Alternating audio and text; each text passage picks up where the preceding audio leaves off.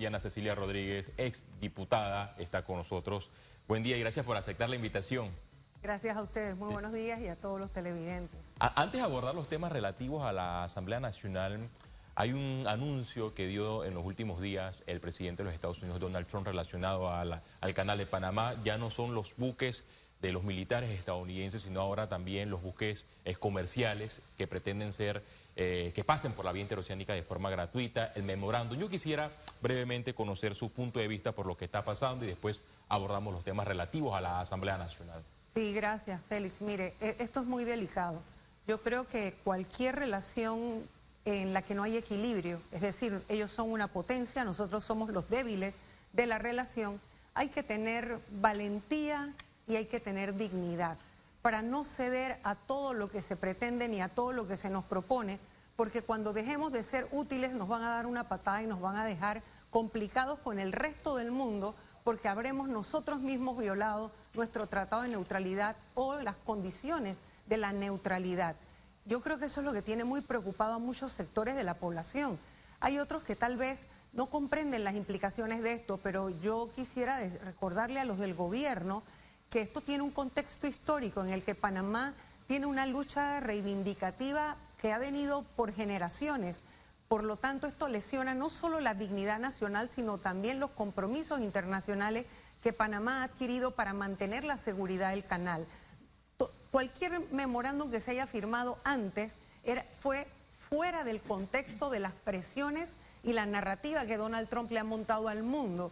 Y sabemos, ya nosotros fuimos invadidos una vez, así que no es extraño que tengamos ese sentimiento de angustia los que pensamos que frente a la guerra comercial que le ha planteado Donald Trump al mundo, o el gobierno de Donald Trump al mundo, y particularmente a China, nosotros podríamos quedar envueltos y arrastrados en una guerra que tome otras dimensiones, que se vaya a lo convencional o bélica, innecesariamente, y si es en lo comercial también, porque nuestro canal sería utilizado para bloquear el paso de mercaderías de sus competidores.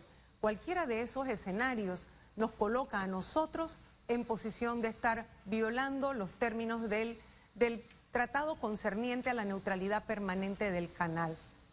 Eso de pasar gratuito no hay manera que le den la vuelta, y muchos nos sentimos afectados con que el gobierno, los que están en el gobierno ahora, les parezca más importante ceder y encontrarle la forma, darle como la vuelta al buscar un pago por compensación, porque detrás de eso podrían venir todos aquellos que también utilizan el canal. Hay muchos oscuros cuando hablamos de este tema, sobre todo de la información que recibe la población y diferentes sectores como tal.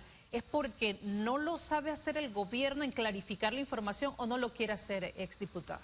Bueno, parte de la confusión que hay es que sabemos que existe el memorándum replicado en 2 idiomas, evidentemente por las dos partes. Sin embargo, no tenemos acceso al que está publicado en el idioma inglés.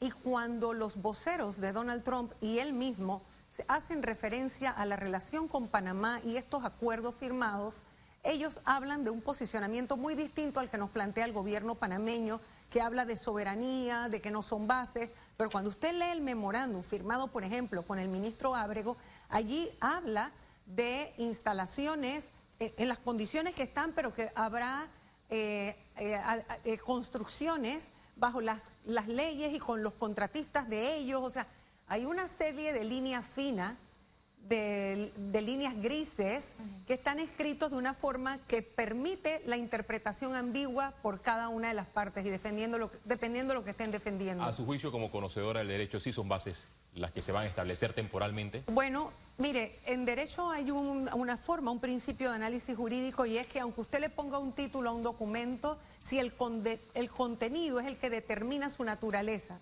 y el contenido rebasa el término que le han puesto como título. Además, la Constitución nuestra también señala que en el segundo párrafo de este artículo, que ahorita no lo revisé, pero que habla de cualquier entendimiento. En el primer párrafo habla de tratados o de acuerdos, pero cualquier entendimiento, cualquier tipo de acuerdo, entendimiento, como sea que le quieran poner, debe ser llevado, debe pasar por un control.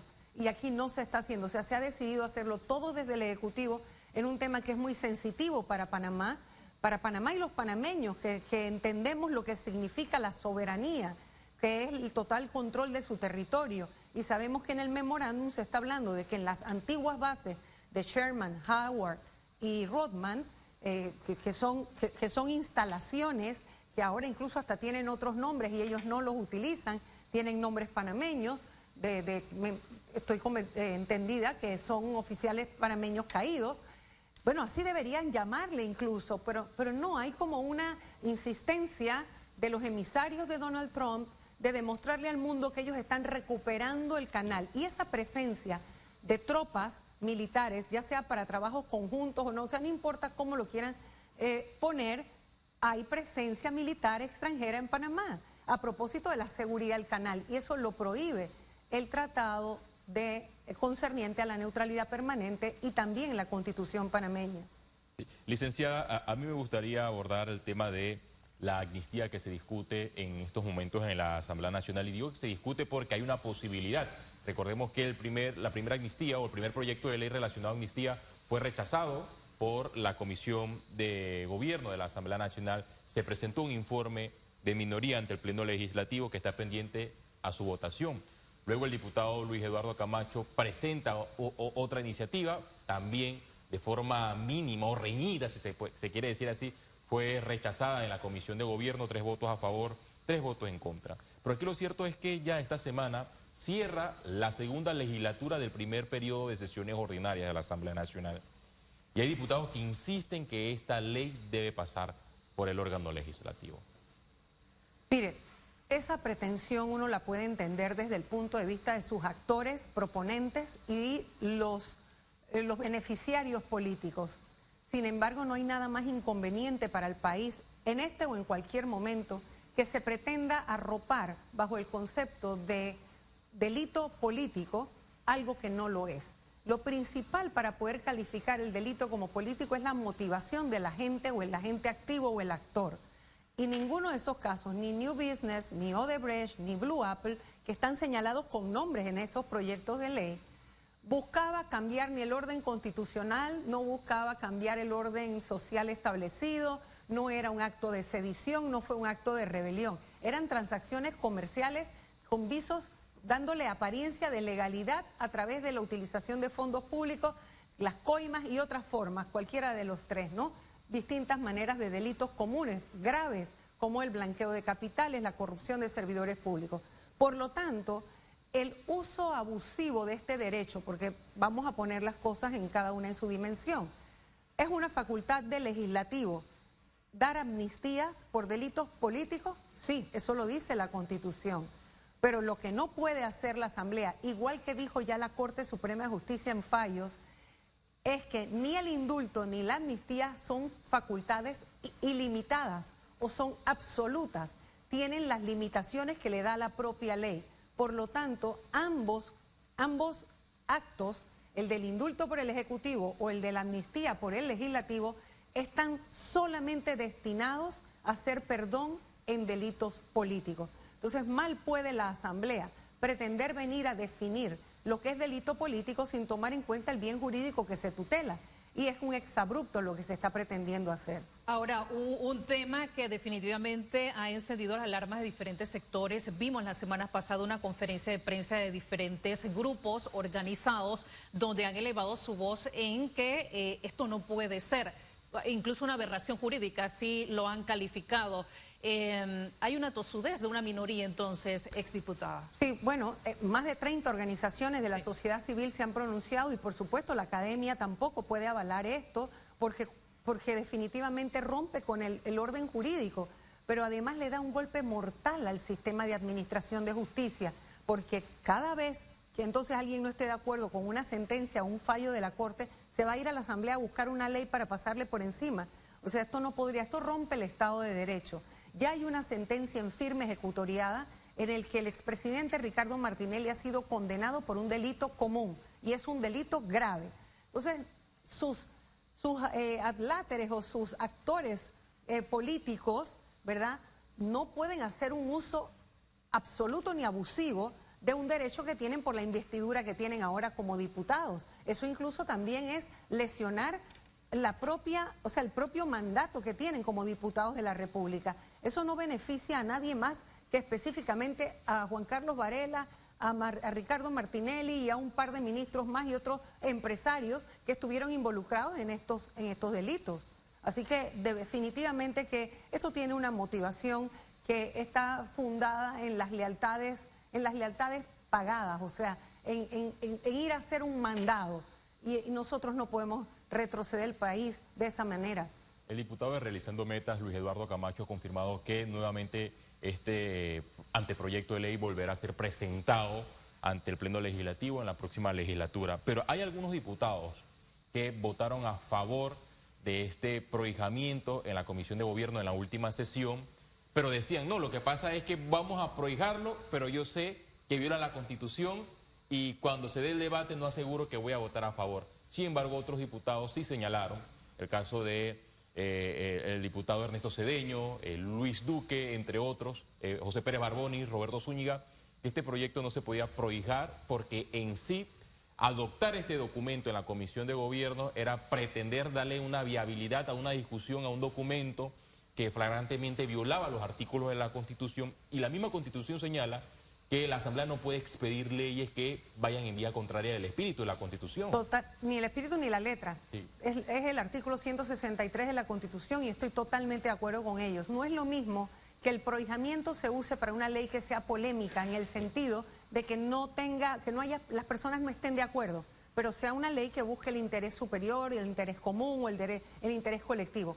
Pero una ley que abiertamente ya, por fallos de la Corte Suprema de Justicia, por definiciones en fallos de la Corte Suprema de Justicia, por la jurisprudencia, eso se llama jurisprudencia, por la doctrina, o sea, lo que dicen los tratados locales e internacionales respecto al delito político, por lo que es la costumbre, etcétera. O sea, no hay ningún elemento que permita entender que esa ley no viole la Constitución. Por supuesto que no tiene sentido el prohijamiento, porque es darle viabilidad a algo que no lo tiene desde el punto de vista ni constitucional ni legal. Bueno, dicen que una ley mata a otra ley, sí, pero es que esta no, porque esta no tiene la fuerza en sí misma, la capacidad para tumbar la jurisprudencia ni para tumbar la ley. El Código Penal tiene tipos penales que guardan relación con la personalidad jurídica del Estado, que es donde uno puede encontrar, además de lo electoral, los delitos políticos. Es decir, todo lo que tiene que ver con los derechos y obligaciones del Estado están la sedición, la rebelión en armas, el espionaje, todo eso puede ser delito político, pero no me diga que el blanqueo de capitales va a ser delito político. Y no porque no puedan cometerse delitos comunes por motivaciones políticas, eso es otro escenario que se puede dar, pero no es el caso. Estos no lo son, porque no es el blanqueo de capitales el que usted utiliza, ni la corrupción de servidores públicos para tumbar un gobierno. Evidentemente esto no ha sido así. ¿Necesitan los diputados que insisten en esto una clase de derecho profundo? Bueno, no, simplemente necesitarían sentido común y amor a la patria para comprender que le están dando un golpe muy fuerte al sistema de administración de justicia. Mire, mientras todos los otros países ya tienen condenas a sus presidentes, expresidentes, fiscales, jueces de cortes, magistrados, etcétera, detenidos de alto perfil por los casos Odebrecht y otros casos de corrupción que se han dado en el país, Panamá todavía está buscando la forma de darle la vuelta al asunto. O sea, esto sí nos debería dar vergüenza, mucha vergüenza. Nosotros somos el único país que no ha logrado todavía las condenas necesarias en materia del caso Odebrecht. Utilizando sus mismos términos, exdiputada, lealtades pagadas, en este caso, sigue haciéndole daño a un órgano donde la promesa en el principio de la legislatura con estos nuevos diputados, que casi lo han señalado, una nueva asamblea, tratan de recuperar la confianza de la población, pero vemos estas clases de proyectos, de propuestas y demás, donde esas lealtades pagadas que usted ha mencionado siguen haciendo daño en conjunto, en lo que sí significa un órgano tan importante como lo es el legislativo. Es correcto, cuando se instaló la asamblea tiene sus 5 periodos, o sea, tiene un periodo que corresponde con el mandato constitucional igualito al del periodo presidencial. Y dentro de ella cada año, pero un año con 2 legislaturas que tiene dentro. Cuando se inició el primer periodo, en la primera legislatura hubo un discurso muy prometedor, pero se quedó solo en palabras. O sea, el discurso quedó vacío porque no se han podido hacer las correcciones, ni siquiera el cambio en la ley orgánica del régimen interno, que es el conocido RORRI, que es el Reglamento Orgánico del Régimen Interno, para poder cambiar la forma en que funciona la propia Asamblea. Los cambios estructurales que deben venir de la Contraloría y el MEF para poder poner en orden las planillas no se han podido dar. Usted ve que apenas están con las auditorías, o sea que se ha perdido tiempo, no es que se ha acabado la oportunidad, pero se ha perdido tiempo valioso y nos han distraído en una serie de iniciativas legislativas como esta, que definitivamente es una insistencia producto de un compromiso político.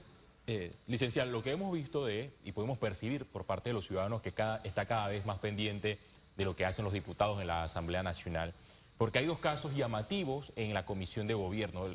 Por ejemplo, el diputado Brea, del Partido Panameñista, que no siguió la línea del Partido Panameñista, que desde la cúpula cuestionó este proyecto de ley. Lo mismo sucedió desde la bancada Vamos.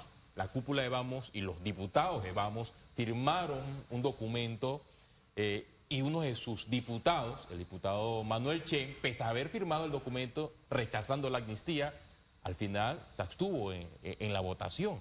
Son dos casos llamativos en una comisión de gobierno. Sí, bueno, a veces los diputados también utilizan su libertad de voto para mandar sus mensajes internos en sus propias protestas y sus propias luchas internas que tienen, ¿no? Ellos son individuos antes que un colectivo y por el lado de Vamos todavía no es un colectivo consolidado como tal, así que es natural, no es lo que uno esperaría, pero es natural que haya por ahí su par de disidencias. En los partidos políticos, incluso lo que yo observé en mi experiencia, es que a veces hay un discurso para la población y las cúpulas dicen una cosa, pero dejan en libertad para que el diputado pueda funcionar en el entorno que le rodea, pero medidos, son como libertades calculadas. Entonces a veces no se crea tanto que no es eso como que tenemos una línea y tal cosa, no, es que se juega las aguas, ¿no? Algunos van a estar a favor, otros van a estar en contra, y con eso estamos bien con Dios y con el diablo. Cositas como esa yo vi, uno los ve allá adentro mucho, ¿no? Son esos manejos politiqueros dentro de un sistema donde debía haber plena libertad para que en conciencia, pero también reconociendo que los que vienen de partidos políticos o colectivos políticos que tienen una definición ideológica y que tienen unos principios a los que tienen que seguir, en la Constitución es muy clara a quienes representan, ¿no? Entonces no solamente a sus electores, los que están en los colectivos representan a su colectivo también. Así que de alguna manera tienen que responder a esos principios, no las líneas por arreglos y componendas, sino a una serie de principios y los intereses que sean los que ese colectivo realmente defiende. La Asamblea esta semana termina la legislatura y hoy nuevamente la Contraloría va a pagar por cheques en la Asamblea Nacional. ¿Usted ve con buenos ojos lo que está haciendo la Contraloría, las planillas del órgano legislativo, y que las personas cobren por cheques para poder verificar si en efecto cumplen o no con una función específica? Por supuesto que estoy de acuerdo. Lo que me entristece es que mire usted la historia tan precaria que tenemos de contralores que no hacen su trabajo, que ahora estamos aplaudiendo al que está haciendo su trabajo. O sea, ¿a dónde hemos llegado en materia de institucionalidad? La fragilidad de la institucionalidad es tal, o sea, estamos tan debilitados que ahora a veces no saben ni cómo proceder. O sea, esto es lo correcto. Hace rato que se debió haber hecho pago en sitio. Yo sí le pediría al Contralor un poquito que él, con su narrativa, no exacerbe ni dañe un buen trabajo que él tiene que hacer, que merece y amerita que él se mantenga objetivo. Porque cuando él empieza a hacer calificativos como esa se la tira de santita, la otra no sé qué, y hace descalifica, además es innecesario, porque le resta autoridad moral. Él tiene toda la facultad legal, pero tiene que ganarse la autoridad moral, porque esa no se la da ninguna norma, sino se la da su comportamiento. Sigo con ese tema de pagar por cheque. ¿No humilla esto, que creo que fue la palabra que utilizó la presidenta de la Asamblea Nacional, al buen trabajador, a los servidores? Antes nos pagaban con cheque, antes que existiera ACH, que es eso ahora. O sea que ahora recibir un cheque es una humillación, eso no puede ser. No, y además yo no creo que ella se refería a eso. Creo que la humillación es el hecho de que el que sí trabaja haya tenido que formar una fila o esperar y se haya pasado el día de pago. Eso sí no debe ocurrir. El método, no exactamente. El fin, ¿no? La metodología utilizada no se puede convertir en una chambonada que tú afectes al que sí trabaja. Tú tienes que buscar la manera de ser eficiente. Lo que estás haciendo es lo correcto. Es decir, el qué. El cómo, tú también tienes que tener la capacidad de hacerlo. Tú no puedes meter en una institución de más de 3.000 funcionarios, tú no puedes meter 10 auditores. O sea, tiene, Sí. no sé si me explico, Sí, sí. es tu deber, es su deber, además de lo que va a hacer, hacerlo de tal manera que no se perjudique al que bien trabaja. Pero inmediatamente identifica, de nada nos sirve que él diga, la propia presidenta tiene 700 nombramientos. ¿Cómo puede ella necesitar 700 nombramientos? Él tiene que determinar bien si son de ella y para ella o son los nombramientos que ella firma, porque todo llega a la presidencia. O sea, en la asamblea todos los nombramientos los firma la presidenta. Entonces son cositas como esas las que él no debe dar declaraciones solamente de carácter político. O sea, esas no las debe dar. Un contralor debe mantenerse blindado por su facultad legal, pero por su autoridad moral también para hacer todo lo que tiene que hacer para corregir el sistema público de administración, que no solamente es la Asamblea. Yo le quiero ver esa misma fuerza en el Ejecutivo y con nombramientos actuales de este gobierno, que también lo único que ha sido es quítate tú para ponerme yo. O sea, no es que no eliminan un puesto que es innecesario, que está repetida la función, sino que te quitan al del partido anterior para meter al del partido ahora. O sea, eso así nunca nos vamos a componer como país. Por el momento, esta asamblea ha jugado un papel de contrapeso a los otros órganos del Estado, y esto se lo pregunto porque hay más variedad de pensamiento en el órgano legislativo, con una bancada independiente de 20 diputados, hay 3 de Moca que todavía no se constituyen en bancada porque necesitan 4 diputados para hacer bancada. También hay bancadas tradicionales como la del PRD, panameñismo.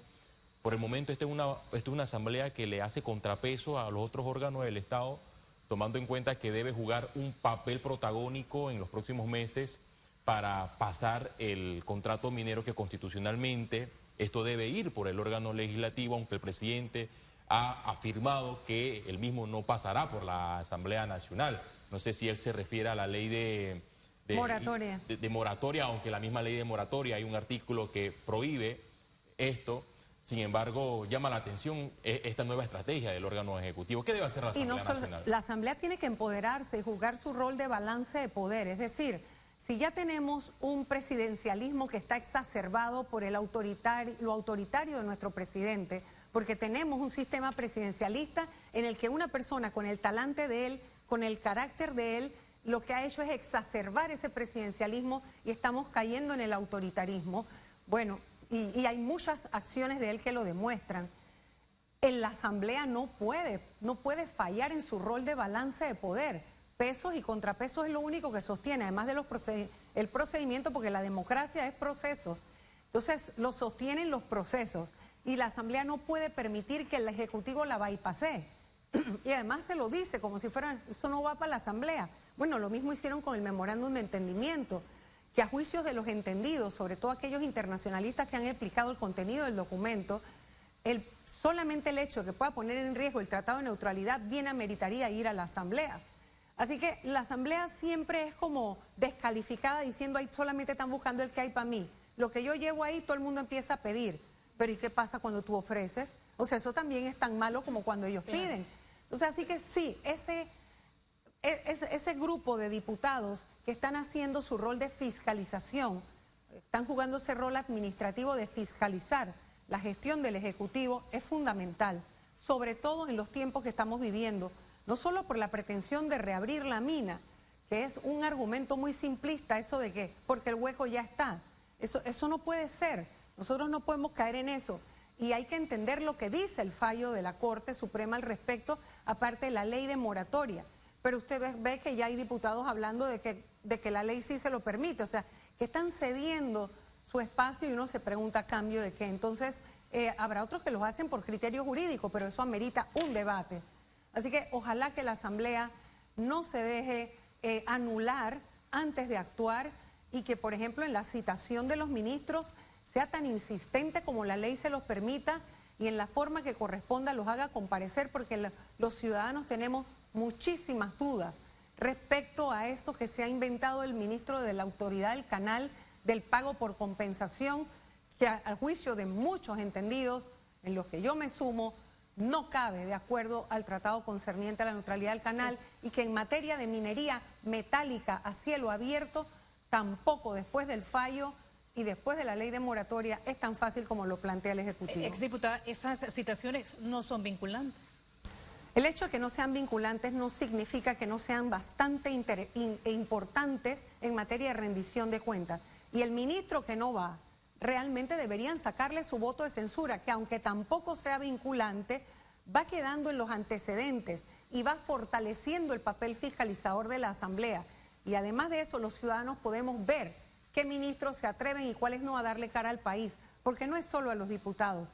Ese es el foro por antonomasia más público que hay. Nosotros no participamos en las sesiones de gabinete, los ciudadanos no participamos de las reuniones de la Corte cuando se reúne el Pleno. No sé si me explico. Sí. Es la Asamblea el único espacio de verdadera participación ciudadana que tenemos en una democracia que está muy débil, está muy frágil y está puesta a prueba. Sí, es que el mensaje que dan algunos ministros es que no les importa si lo citan 1, 2, 3 veces. Bueno, pero, pero con quien queda muy mal el gobierno, porque mire usted esa contradicción. Un presidente que es autoritario, pero no es capaz de que sus ministros comparezcan a la Asamblea a rendir cuentas. Bueno, ellos, en esta democracia que nosotros vivimos, les guste o no, la Asamblea existe. Y si la Asamblea existe, tiene que cumplir su rol y sus facultades constitucionales y legales. Y la citación de los ministros para fiscalizar al Ejecutivo es una facultad constitucional y legal. Hasta hay un voto de censura contra el canciller, quien, bueno, ha estado en el ojo del huracán. Pero a mi juicio se lo merecía más el ministro de la Autoridad del Canal, pero, sí, bueno, y hay otros, ¿no? Esta iniciativa, esta resolución logró reunir más de 35 firmas. Creo que usted en su momento presentó una contra el ministro, del ministro de Obras Públicas, Arosemena, que fiscalizaba las vías a través de... Pero entonces después el hermano del presidente de la Asamblea se encargó de acercarse a los diputados para recordarle cuántos kilómetros de carretera le habían hecho en su circuito y se borraron. Ay, Dios mío. Gracias, exdiputada Ana Matilde Gómez, por su participación. Son las 8 de la mañana, hacemos una pausa, regresamos en segundos.